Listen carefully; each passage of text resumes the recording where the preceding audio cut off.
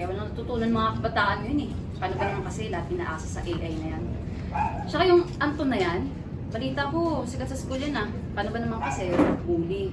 Alibhasa, yung nanay niya kasi, kaibigan ng principal, kaya laging nagsuwelto. Naaawa nga ako kay Anton. Dahil palaging wala ang mga magulang niya, parehong nagtatrabaho. Kaya walang tutulong sa kanya, walang gumagabay. Ako anak, basta maipasalam niya yung subject ko. Proud moment na yun para sa akin bilang teacher. Hindi ko talaga siya sususukuan. Mahal. Tingin ko naman mas problema niyo yung principal yung maligid dito sa iyo. Eh, parang wala na sa lugar eh. Basta kung ano sinasabi ng principal, sinusunod ko na lang, mahal.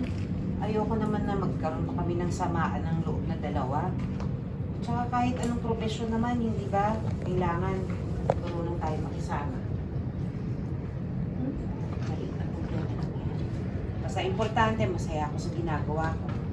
At saka alam niyo naman pareho, di ba, kung gaano ko kamahal. Ito na yung karne nyo para sa karinderya. Ay, ayan na. Kanina pa kita iniintay. Salamat.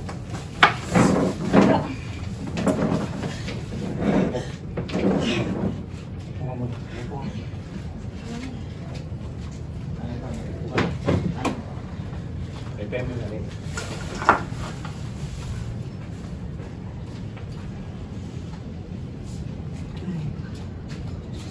Mahal. Ano nangyari sa inyo?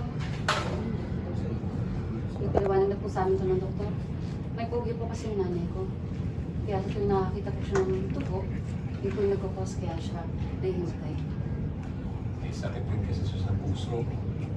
Kaya hindi pwede nabibigay ko yung mga pogi niya.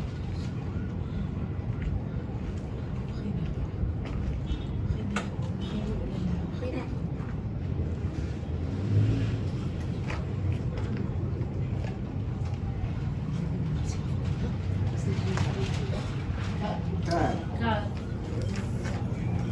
Action din na iba na